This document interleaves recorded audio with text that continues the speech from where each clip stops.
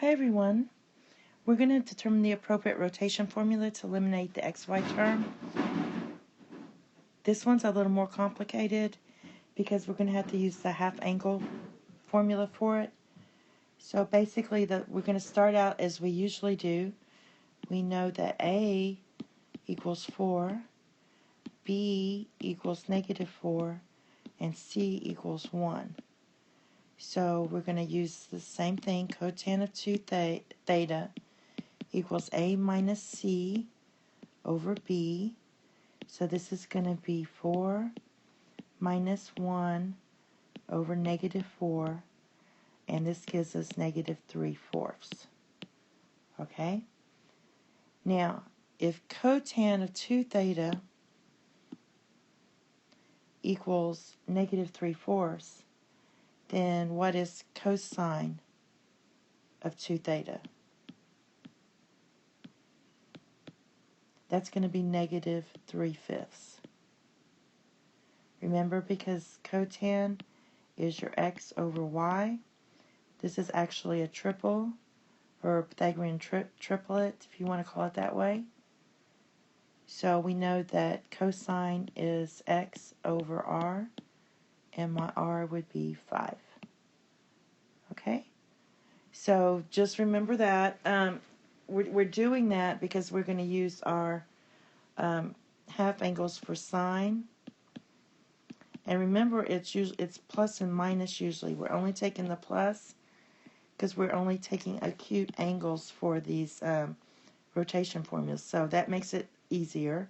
Just remember, it's always going to be plus. And it's the formula is 1 minus cosine of theta over 2. And our sine formula, sorry, I always write cosine usually first. Our cosine is the same thing but with a plus.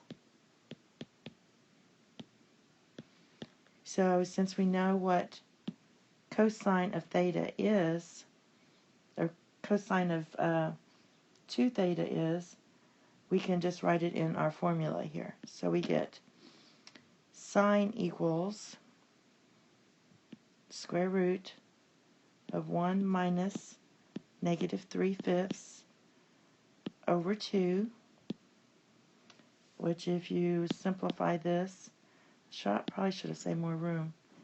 This is actually 5 over 5 plus 3 over 5 over 2, which gives us 8, square root of 8 over 10, which gives us 2 square root of 2 over square root of 10, which when you simplify that, you're going to get,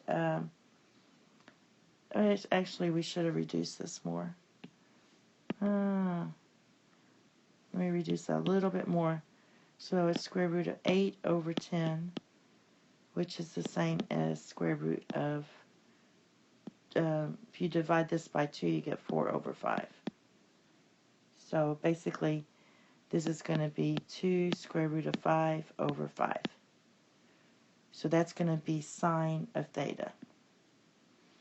Now, the cosine one is going to be the same thing as this. I'm going to try to put it all on here, but with a plus. So it's actually going to be 1 plus a -3 over 5 over 2.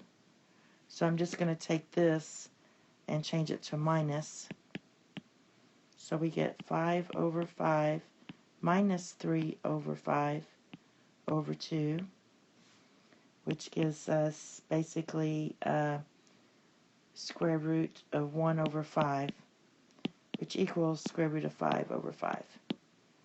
So what we need to know, and I'll put my theta here, cosine of theta is square root of 5 over 2, and sine of theta equals 2 square root of 5 over 2.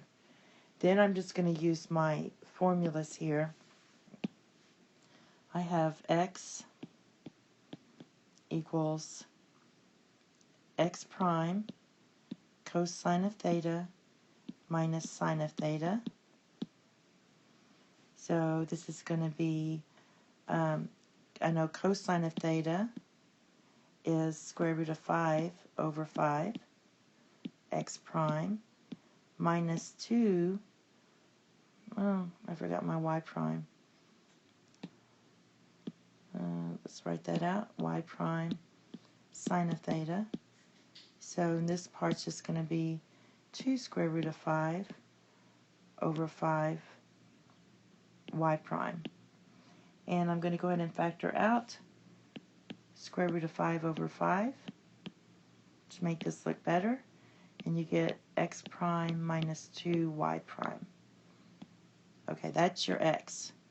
Now for your y. Y is basically this x prime sine of theta plus y prime cosine of theta.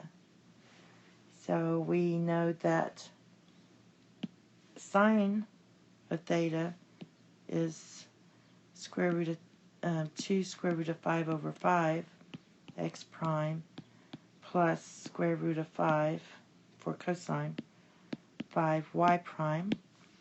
And to simplify that, we get y equals, I'm going to again pull out square root of 5 over 5, and I'm going to get 2x prime plus y prime.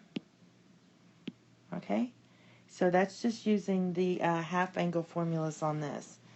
The next 3 problems, we're going to do the same thing if you need extra help. And thank you and have a nice day. Bye-bye.